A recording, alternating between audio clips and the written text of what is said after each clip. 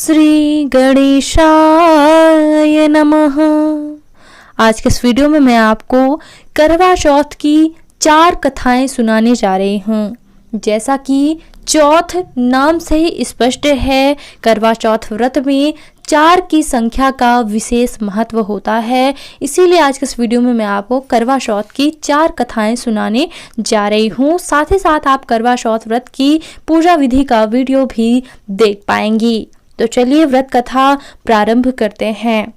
करवा चौथ व्रत कथा। एक समय पांडुपुत्र अर्जुन नीलगिरी पर्वत पर तपस्या करने चले गए थे। उनके पीछे उनके भाइयों और उनकी पत्नी द्रौपदी को अनेक संकटों का सामना करना पड़ा था। साथ ही द्रौपदी भी अर्जुन के विषय में चिंतित रहने लगी थी। तब एक दिन द्रौपदी ने भगवान श्री कृष्ण का स्मरण किया और उनके दर्शन देने के बाद उनको अपने कष्टों के विषय में बताया।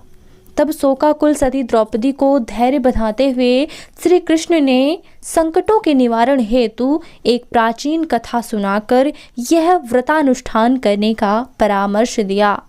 उन्होंने द्रौपदी को बताया कि एक बार महिलाओं को कष्टों से दुखी देखकर पार्वती जी ने भोलेनाथ से ऐसा व्रत बताने को कहा जो कि सुहागन स्त्रियों को हर प्रकार से सुखी बनाए, उनके पतियों को दीर्घायु प्रदान करें, उन्हें सदा सुहागिन रखे। तब श्री शंकर जी ने उनको इस प्राचीन व्रत का वर्णन करके विवाहित स्त्रियों को हर प्रकार से सुख संपन्न रहने एवं उनके पतियों को दीर्घायु प्राप्ति करने वाला बताया। उन्होंने कहा कि एक समय एक ब्राह्मण परिवार था जिसमें 4 पुत्रों के अलावा एक कन्या गुणवती थी। परिवार के सभी व्यक्ति धार्मिक थे और वर्ष के सभी व्रत पूजा पाठ इत्यादि किया करते थे। एक बार कार्तिक कृष्ण चतुर्थी को माँ बेटी तथा लड़कों की बहुओं ने करवा चौथ का व्रत रखा। सायंकाल तक व्रत पूजा की समस्त तैयारियां हो गईं। चंद्रोदय होने की प्रतीक्षा हो रही थी। घर में पूड़ी पकवान बन रहे थे। बेटी गुणवती को पकवानों की सुगंध ने उसकी भूख को जगा दिया। उसे भूखी और व्याकुल देखकर उसके दयालु भाइयों ने छल से भोजन कराने की सोची। उन्होंने पीपल वृक्ष की आड़ में नकली चंद्रमा दिखाकर बहन गुणवती से अर्घ्य दिलाया और उसे भोजन भी करा दिया। भोजन करने वह बैठी ही थी कि ससुराल से अचानक पति के देहांत की खबर आ गई। वह चित्कार करती हुई अपनी ससुराल पहुंची तो वहां स्त्रियां तरह तरह की बातें करने लगीं। कोई बोली व्रत खंडिनी आ गई है, कोई कहते कि अपने पति को ब्याह होते ही चुड़ैल खा गई। एक तो पति मरने का उसे गहरा सदमा लगा था और दूसरी स्त्रियों की ऐसी तीखी बातों से उसका मन इतना विह्वल हो गया कि वह धरती पर पछाड़ खा खा कर रोने लगी। हाय, मैं सचमुच ही राक्षसी हूँ, मैंने अपने पति को खाया है, सचमुच ही राक्षसी हूँ, मैंने अपने पति को खाया है। हाय, मैं इतनी भूखी थी कि मैंने भोजन नहीं अपने पति को खाकर भूख बुझाई। इस तरह विलाप करती हुई वह गुणवती अपने पति के साथ सती होने के लिए भागी भागी शमशान पहुंच गई और चिता में कूदना ही चाहती थी कि चौथ माता ने उसे रोक लिया और बोली, बेटी, तुम्हारी भूल नहीं हुई, तुम्हें भाइयों ने भुलावे में डाल दिया था। देख, तेरा पति अब जीवित हो उठा है, तुम घर जाकर उसकी प्रतीक्षा करो। गुणवती घर पहुंची तो उसका पति वहां बैठा मिला। घर में चारों ओर खुशियां छा गईं। स्त्रियां कहने लगी कि गुणवती का पतिव्रत धन्य है और सत्य है। तब गुणवती सहित सभी स्त्रियों ने अगले साल करवा चौथ व्रत आने पर विधि पूर्वक पारण करने का निश्चय किया। कार्तिक कृष्ण पक्ष में जब फिर करवा चौथ व्रत आया तो गुणवती ने सभी विधियां विधि पूर्वक की। श्री कृष्ण जी बोले, हे द्रौपदी, तुम भी इस व्रत को करके अपने समस्त संकट दूर कर सकोगी। यह कार्तिक मास अगला ही मास है। तुम करवा चौथ व्रत को विधि पूर्वक करोगी तो अपने सभी संकटों से मुक्त हो जाओगी। बोलो चौथ माता की जय, बोलो श्री गणेश भगवान की जय, बोलो श्री कृष्ण भगवान की जय। पहली कथा समाप्त। दूसरी कथा प्रारंभ। प्राचीन समय में एक पतिव्रता स्त्री थी। उसका नाम करवा था। वह अपने पति की सेवा करने में कभी भी कोई कमी नहीं छोड़ती थी। एक समय कार्तिक कृष्ण पक्ष की चतुर्थी के दिन उसका पति जब नदी में स्नान कर रहा था तो एक मगरमच्छ उसका पैर पकड़कर उसको नदी में ले जाने लगा। तब पति जोर जोर से करवा करवा कहकर पत्नी को मदद के लिए पुकारने लगा।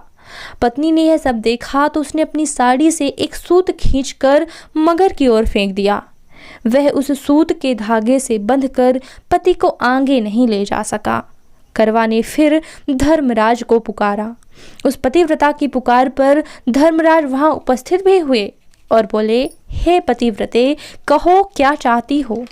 करवा बोली, महाराज, आप धर्मराज कहलाते हो और यहाँ अधर्म हो रहा है। देखो, मेरा पति नदी में स्नान कर रहा था तो इस मगरमच्छ ने उसे पकड़ लिया है। आप उसे मारकर मेरे पति को बचाएं।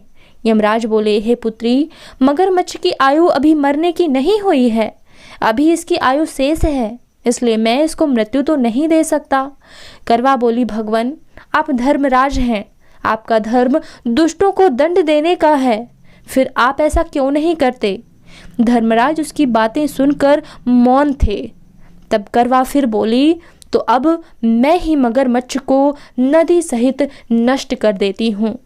यमराज बोले, ऐसा मत करो पतिव्रते, नदी के नष्ट होने से तो सभी प्राणी दुखी हो जाएंगे।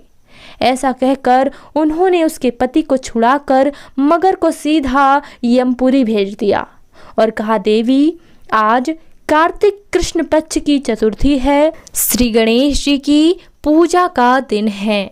तुम्हारे करवा नाम से यह गणेश चतुर्थी प्रसिद्ध होगी। जो सुहागने इस दिन पति की दीर्घायु के लिए चंद्रोदय होने पर अर्घ देकर पूजा करेंगी, उनकी इस व्रत के प्रभाव से समस्त मनोकामनाएं पूर्ण होंगी। आज तुम्हारा पतिव्रत धर्म भी धन्य हुआ जो तुमने अपने पति के प्राण बचाए। उसी समय से यह करवा चौथ व्रत पतिव्रताओं में प्रसिद्ध हुआ है।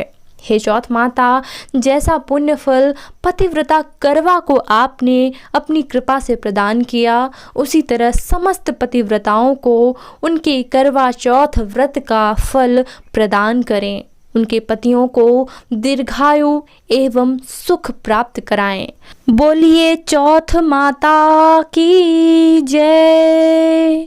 दूसरी कथा समाप्त, तीसरी कथा प्रारंभ। एक वणिक परिवार में 7 बेटों की बहुएं थीं। 6 बहुओं के पीहर वाले तो बहुत ही धनी थे और भरे पूरे परिवार के थे, लेकिन सबसे छोटी 7वीं बहू के परिवार में कोई भाई बहन नहीं था तथा वह बहुत ही गरीब भी थे। इसी कारण से 6 बहुओं के पीहर से बहुत सा दान दहेज आया करता था और उसके बाद भी उसके भाई जब तब भी आते तो बहुत सारा सामान लेकर के आते रहते थे। इस तरह परिवार में उन 6 बहुओं का तो बड़ा मान सम्मान था। छोटी बहू से तो उसके सास ससुर भी प्रेम नहीं करते थे और उसे खरी खोटी सुनाते रहते थे। इसी से परेशान होकर एक दिन छोटी बहू घर से अकेली ही निकल पड़ी और बियावान जंगल में जाकर जोर जोर से रोने लगी, क्योंकि आज करवा चौथ व्रत का दिन था और उसकी जेठानियों के घर से करवा चौथ व्रत के लिए उनके भाई करवा और सौभाग्य की सामग्री की पिटारियां लेकर के आए थे। लेकिन छोटी बहू के घर में कौन था जो उसके लिए कुछ लाता। इसी से वह दुखी होकर जंगल में रोती हुई विचरने लगी। एक नाग उसके रोने की आवाज़ सुन रहा था। वह अपने बिल में से निकलकर उसके सामने आया और मनुष्यों की बोली में पूछने लगा, बहन, तुम क्यों रो रही हो? आज तो करवा चौथ का व्रत है, हंसी खुशी व्रत करो। छोटी बहू पहले तो नाग को देखकर डर गई, फिर साहस करके बोली, आज करवा चौथ व्रत का दिन है, सब बहुओं के भाई आज करवा और बहुत सा सामान लेकर के आए हैं। मेरे पीहर में कोई नहीं है जो मेरे लिए करवा और सामान लाता। काश मेरा भी कोई भाई होता जो मेरे लिए करवा लाता।